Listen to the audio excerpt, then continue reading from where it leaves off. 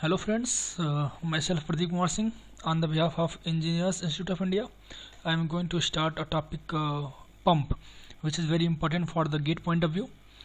And let us start. The topic is pump. Now this basically before starting the pump we should know about the turbo machinery. What is a turbo machinery? Because the pump and compressor and turbine, all type of machines are come into the category of turbo machines. Now these are the examples of turbo machine.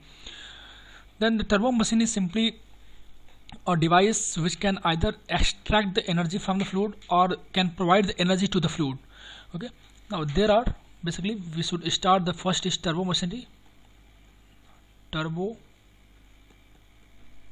machines. Now there are two types of turbo machine. The first is machines which extract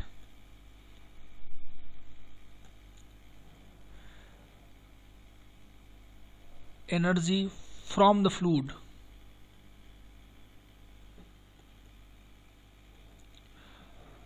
or which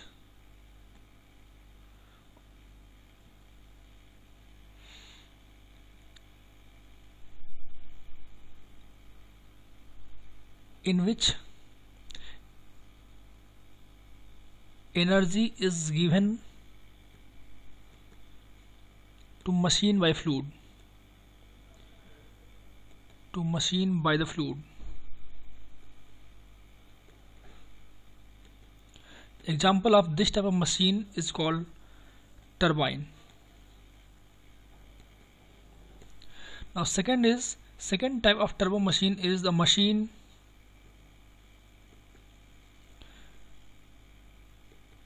which supply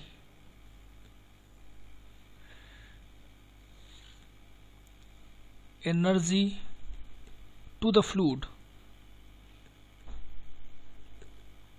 An example of this type of machine is called pump or compressor.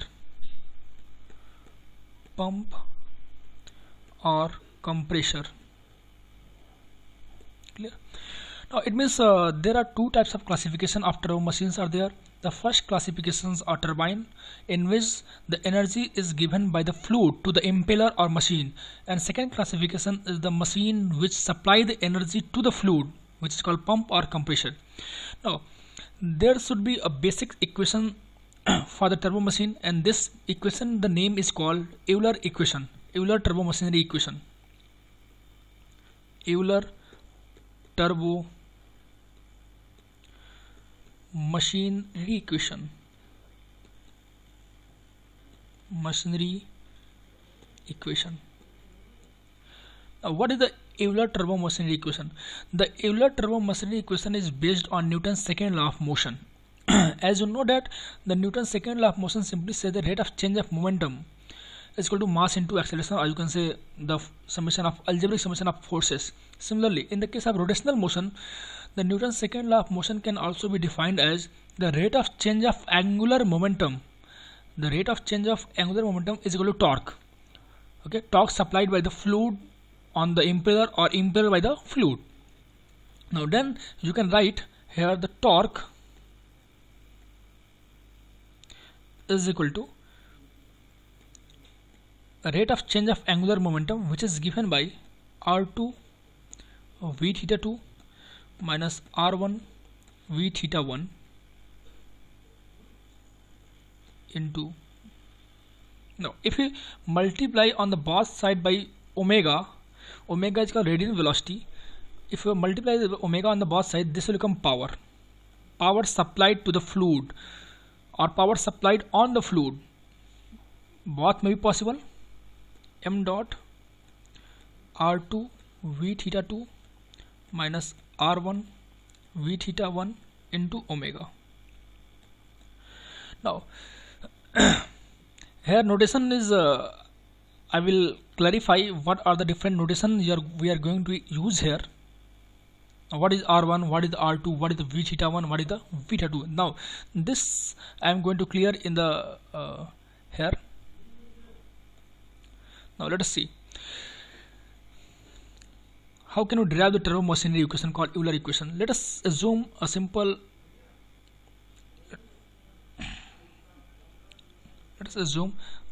turbine is there.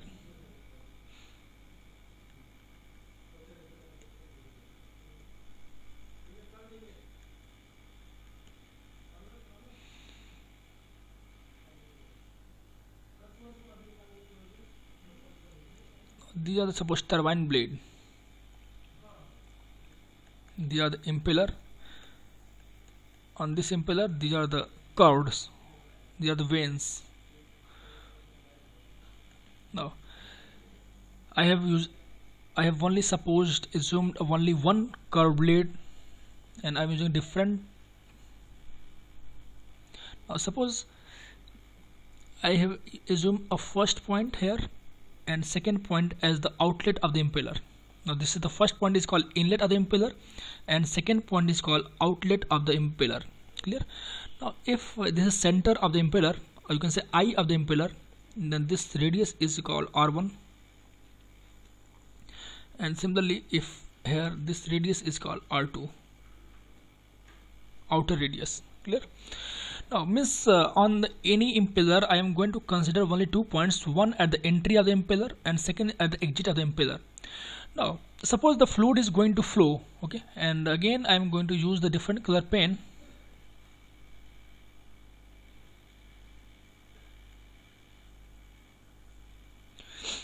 Now suppose the fluid is leaving from the first point at a absolute velocity is called V1. Absolute velocity is called V1. Clear? Similarly at the second point the fluid leaving the second point with absolute velocity V2.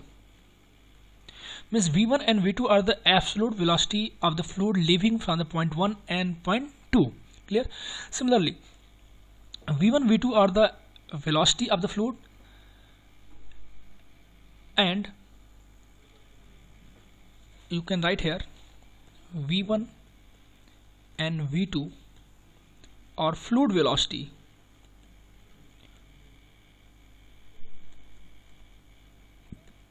at point 1 and 2, or you can say 1 is called entering point and 2 is called exit point. And here I am going to assume that the impeller is going to move with omega radian velocity in the anti-clockwise direction. Clear? Now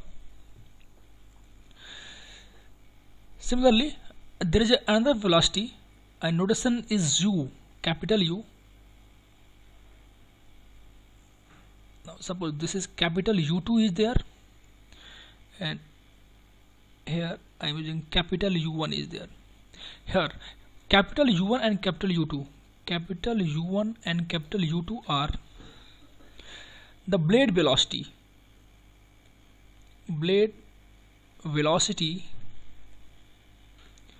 at 1 and 2. Okay. Now then if V1 is the fluid velocity at point 1 and U1 is the blade velocity at point 1. Similarly V2 is the fluid velocity at point 2 and U2 is the blade velocity at point 2. Then the difference is called relative velocity, because suppose any observer is there and if observer is moving with the velocity of the blade, then it will experience the net velocity which is called relative velocity, is called W. Now here W is called relative velocity,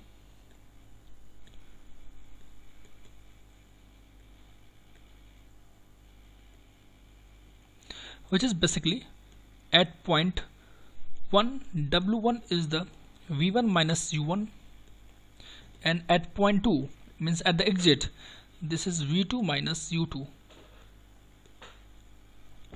Now since the velocity is the vector quantity, you can write here vector, here vector, here vector, here vector. Now from the property of vector you can simply write, if suppose absolute blade velocity at point U is known to you, suppose at point 2 you can say U2 is known to you, and The W is called relative velocity, W2. Then from the property of vector addition, you can just draw a parallel line to this point, and if you add this point, you will get the absolute velocity V2 is called V2. Similarly, you can find the V1 also. Clear? This is called concept. Now, what is torque? As I have written, the torque supplied by the fluid, or you can say by the impeller on the fluid, or by the fluid on the impeller, depending upon the types of turbo machinery. You can write here the m dot mass flow rate, and this is R2 V theta 2 minus R1 V theta 1. Now, what is V theta 1 and V theta 2? V theta 1 and V theta 2 are the tangential component of the absolute velocity of the fluid at point 1 and point 2. You can write here where V theta 1 and V theta 2 are tangential component.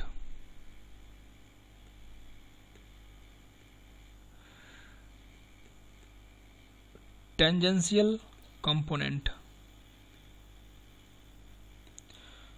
of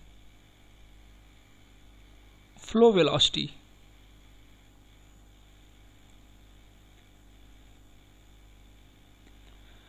V1 and V2 respectively.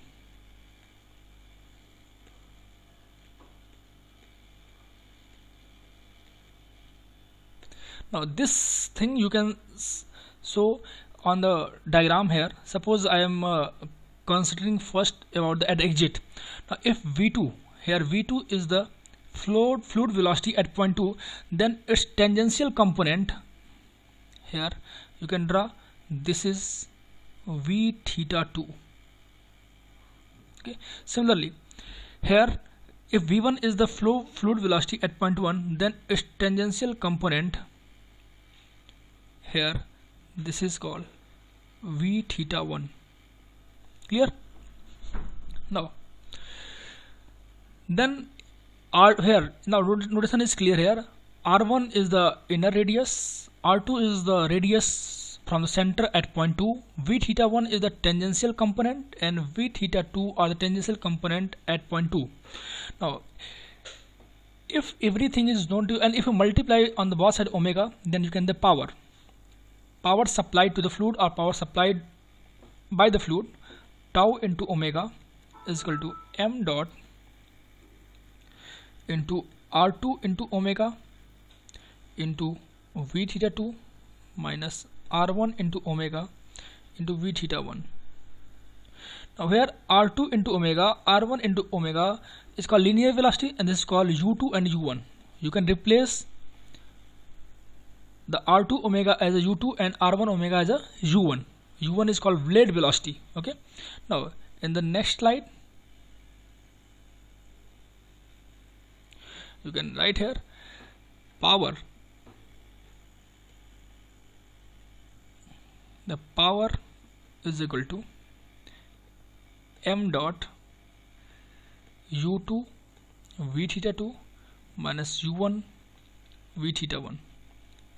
Now, and you also know that power is called rho z h into q, where q is the volumetric flow rate, h is the head, and z is the simply, as you know, gravity due to acceleration, and rho is the density of the fluid.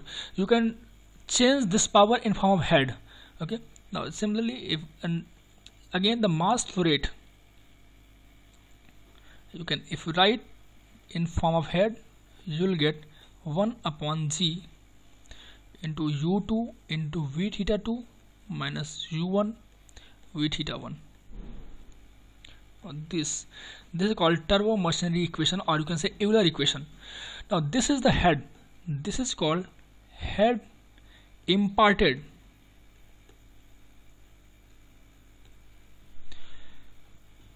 by the impeller on the fluid, or you can say head imparted by fluid on the impeller.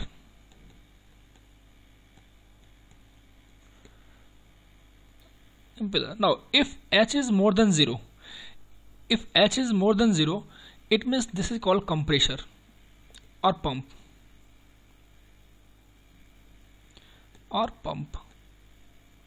because in this case, now if h is less than 0, it means this is called turbine, means work, you can say head is given by the fluid on the impeller, turbine. Okay, means angular momentum, you can say if h is more than 0, it means angular momentum at the exit is more than angular momentum at the inlet. If h is less than 0, then you can say the angular momentum at the input is more than angular momentum at the exit. Okay, that's why this will be positive or negative is there. Now this concept of Euler equation, means concept of Euler equation we can use in the concept of centrifugal pump. Now I am going to use this application of Euler equation into the centrifugal pump. Okay, now just see, come to centrifugal pump. Now up till unless we have only defined the 1 upon g is equal to u2 v theta 2 minus u1 v theta 1, where notation is very clear. u1 is called linear velocity, or you can say u1 u2 are the blade velocity at point 1 and point 2. v theta 1 v theta 2 are the tangential component of the absolute velocity, or you can say fluid velocity at point 1 and point 2. Clear? Now similarly I have also given the concept of a relative velocity, which is called w bar, which is difference between v bar minus u bar. Okay, now and this all concept I am going to use in the concept of centrifugal pump, and by using this concept we are able to find out what value of head is generated by the impeller on the fluid, because in the centrifugal pump or compressor the head is, or you can say power is supplied to the fluid by the impeller. That's why the fluid is able to move.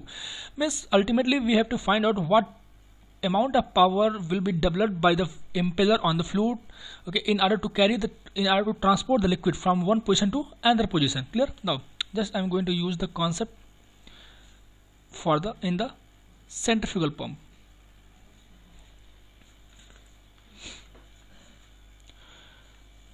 Yes, I am going to draw the impeller of the centrifugal pump here.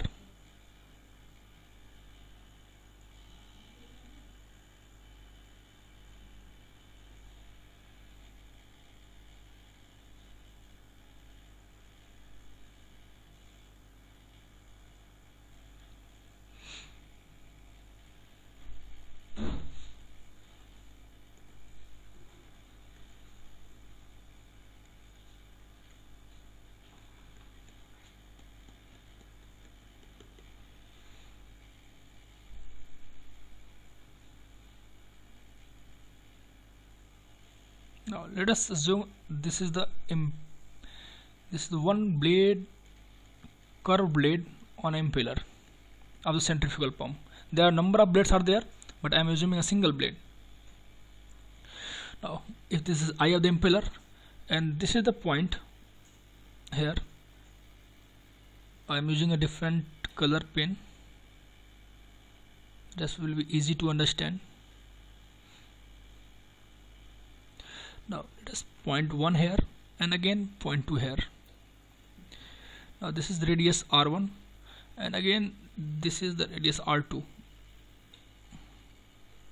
Okay. Now the same concept of the turbo machinery, I am going to use this concept on a centrifugal pump. Now suppose at this point the velocity of the fluid leaving the impeller is V1. Okay, capital B1, and similarly the velocity of the fluid leaving the impeller at point 2 is V2. Okay, as it's the same, V1 and V2 are the fluid velocity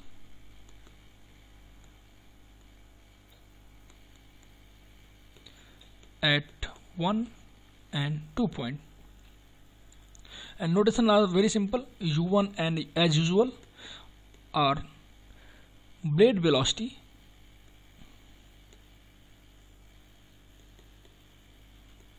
at 1 and 2. Now in this case you can see here the fluid at point 1, just focus on point 1. At point 1 the fluid is leaving the point 1 at the velocity v1. Okay, now in this case this is also equal to radial component, radial velocity. This is also equal to vr1 because the fluid leaving the impeller at point 1 in the same direction as of the radius. That's why the v1 equal to vr1 because vr1 is the radial component, or you can say radial velocity, and here at the point entering point the both are same. Similarly at point 2, suppose this is called vr2 is there.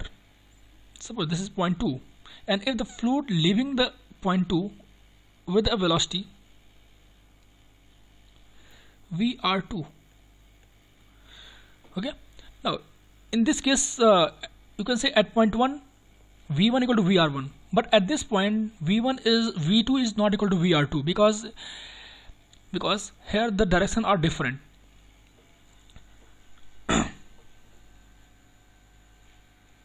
Sorry, some mistakes are there here. This is the vr2 and I have to erase some point here. Okay, now here this is the radial component.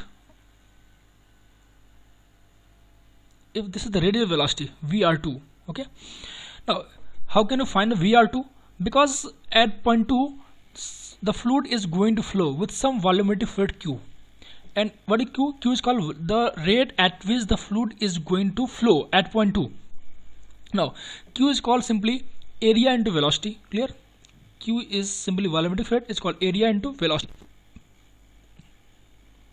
and this velocity is the radial velocity because the fluid is leaving the impeller at the velocity vr2. Okay, and area will be just like 2 pi r2 into b2, and where b2 is called width of the impeller. Width of impeller. Now it means q is known to you, r2 is known to you, b2 is known to you. You can find the value of vr2. Now this is called vr2 is called radial component of the velocity. Clear? Now if vr2 is known to you, and you can say here the u1 and u2 are the, I told you, capital U1 and capital U2 are the, here you can say capital U1 and capital U2 are the blade velocities. Okay, now just you can, I am going to represent the u1 and u2 here. This is u1, and similarly here this is called u2. Now u1 and u2 are called, I have told you, these are the called blade velocity. Now if vr2 is known to you from this formula, volumetric flow rate, okay, and opposite of the blade velocity, the angle between the relative velocity and the tangent is called blade angle. Now you can just see, this is called blade angle W2. W2 is the relative velocity, and the angle formed by this is called beta 2, which is called blade angle. The same point you can also draw here. Suppose this is the W1, this is again capital W1, not omega 1, don't be confused. This is capital W1, and the angle formed, this is called, this is called W1 here. Clear? Relative velocity. From the, as you know that from the, I have told you W is relative velocity, which is difference between the capital V bar minus U bar. Now it means from the property of addition of the vector, if W2 is known to you and U2 is known to you, then you can just draw a parallel line to this line.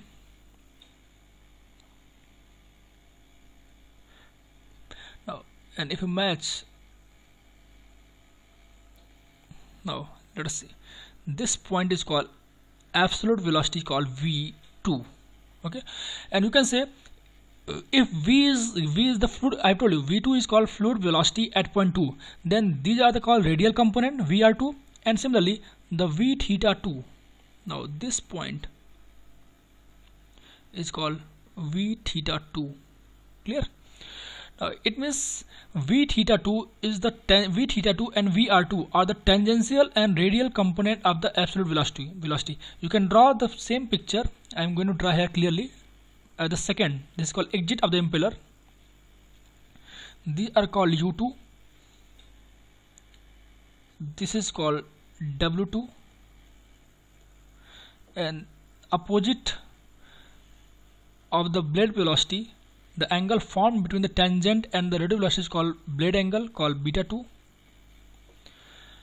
And if this is called radial component vr2, and similarly if you draw a parallel line to this and if you match, then this velocity is called absolute velocity v, or fluid velocity is called v here. Now tangent, you can draw v theta 1, v theta 2, you can write with a different color pen here. It means this length is called v theta 2. Clear? Now similarly you can do the same thing here. Now but at the point 1, come to the point 1. At point 1 the v1 equal to vr1. At point 1 v1 equal to vr1, both are same because fluid is leaving the impeller at point 1 with the same velocity as the radial velocity. Okay, now this is the during the design of centrifugal pump impeller, this should always be focused on this point. At this point the fluid will leave radially, and that's why the v1 equal to vr1. Now because beta equal to here the no components of radial components are there. Radial components are equal to absolute velocity component. Now similarly if I am going to here find out v theta 1. Now since here the angle is 90, that's why the v theta 1 equal to 0, because v theta 1 is, I have told you, this is called tangential component of the absolute velocity, and theta equal to 90, that's why v1 cos 90, which is equal to 0. Okay, now it means this is the case here, velocity triangle. This is called concept of velocity triangle at point 1 as well as point 2. And now if we are going to put all the value of v theta 1 and v theta 2 in the main equation, which is called turbo machinery equation, which I have derived h is equal to, perhaps you have remembered, 1 upon g into u2 v theta 2 minus u1 v theta 1. Now these were the concept of turbo machinery. Now in this case, in the case of centrifugal pump, you have seen that v theta 1 is 0. Okay, and v1 equal to, hence the equation will reduce to u2 v theta 2 upon g. Now this is the main equation for the centrifugal pump, and this is the call head given by the impeller to the fluid. Okay, h. Now again, if this is angle beta 2, from the property of triangle you can find this is also beta 2. Am I right? Now similarly, this is, just suppose this is equation number A. Second, you can find the 10 beta 2. Why 10 beta 2? This is equal to perpendicular length equal to, simply you can say, if this is VR2, this is also will be VR2. Now this is VR2 upon base. Here base is total is U2, and this is V theta 2. Then this length will be U2 minus V theta 2. You can write here, this is U2 minus V theta 2. Clear? Now put these all values, means just put here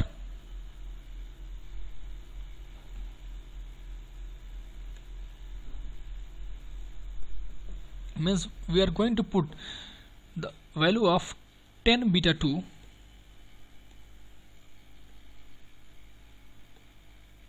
which is equal to VR2 minus U2 minus V theta 2, and Q is equal to, as we have written already, you can find the value of Q is equal to 2 pi R2. B2 is the width of the impeller, and VR2. Equation number 1, equation number 2. Just put the equation of 1 and 2 in the formula which we have derived for the centrifugal pump. H is equal to 1 upon G into U2 into V theta 2. Now put the value of equation 1 and 2 in equation number 3, then you will get S is equal to U2 square upon G minus U2 cot beta 2 upon 2 pi R2 B2 into G into Q.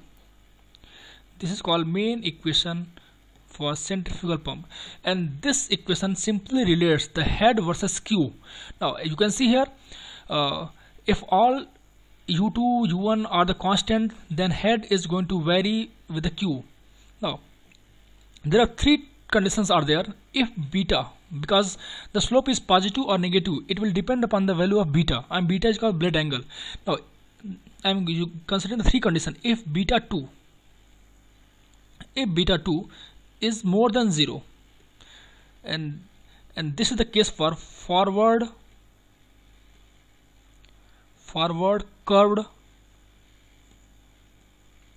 blade. Now second case, beta 2 equal to 90, not 0, sorry, more than 90. If beta 2 is more than 90, then this is called forward curved blade, and if beta 2 is equal to 90, this is called radial curved vane or blade. And third case, when beta 2 is less than 90 degree, as for the case we have drawn the figure earlier, this is called backward curved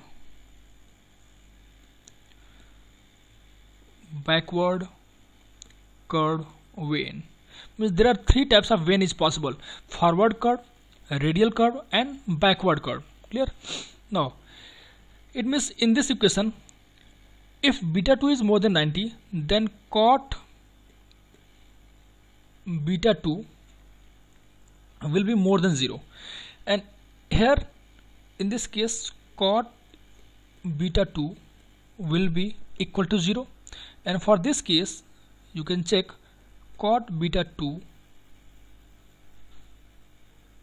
for beta 2 less than 90, the cot beta 2 will be more than 0, and sorry, this will be less than 0. You can check here, this will be less than 0, that's why, and this will be more than 0. Now it means in this case, if for the backward curved vane, if beta 2 is less than 90, then slope will be cot beta 2 is positive, then slope will be negative, means head is going to decrease with the flow rate.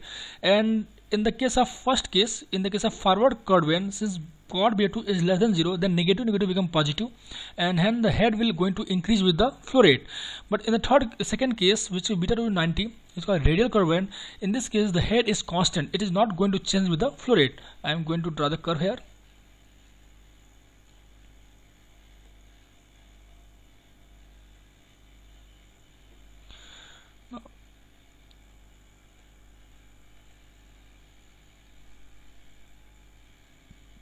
Head versus flow rate Q. Now you can say this is the three cases are possible. Now this is case when beta 2 is equal to 90, called radial curved vane. This is when beta 2 is more than 90, this is called forward curved vane, and this is beta 2 when less than 90 degree. Clear? Three condition is possible. It means the head imparted by the impeller on the fluid is going to increase with the flow rate in the case of forward curve. it is going to decrease in the case of backward curve, and it is going to constant in the case of radial. Then obviously according to you, which one will be best? Obviously your answer will be the forward curved vane will be better, because in this case the head is directly proportional to the power generated by the impeller on the fluid is going to increase with the flow rate. Now, but we will not use the forward curved vane. Now, reason is that because here power, as you know, the power is called rho z h into q. Now, where h is called head imparted by the impeller on the fluid and q is the flow rate. Now, just see, if you draw the same curve within the power versus q, what will happen? Since in the case of forward, this is called forward curve, this is called backward curve, this is called radial curve. Now just see, in the case of radial curve, the head is constant, and if head is constant and as q will increase, what will happen? The power is going to increase linearly. Okay, the power is going to increase linearly in the case of radial curve for beta 2 is equal to 90. Clear? But now similarly in the case of forward curved vane, here as the q, since h is going to increase with the q and q is also there, q and h both will increase. That's why the power will increase exponentially. And this is for the forward curved vane and beta 2 more than 90. Now in the case of backward curve, you can say q is going to increase, but as the q is going to increase, head is going to decrease. That's why this is the additional value of the head, additional power is going to compensate with the decrease in head with the flow rate. That's why the power will increase, but it is not going to increase exponentially just like a forward curve. It is going to compensate. That's why this is the curve for the backward curve for beta 2 less than 90. Now it means the power generation within the impeller system is going to increase exponentially for the forward curve, and this may cause unstable problem in the impeller. But in this case, for the backward curve vane, you can say the power is not going to increase exponentially. It is going to additional power is going to compensate with the decrease in the head. That's why this is the better. That's why always we will use the backward curve vane. Backward curve vane.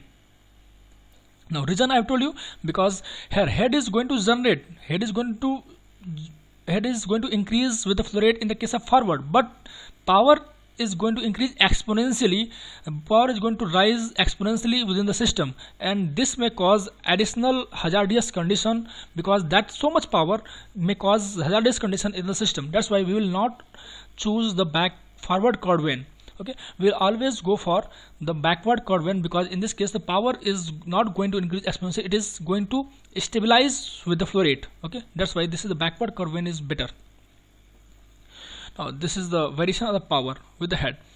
Now come to the, that's why in all later section we will only consider for the backward curve vane. Reason I've told you, backward curve vane, not for the forward. Now come to the next slide.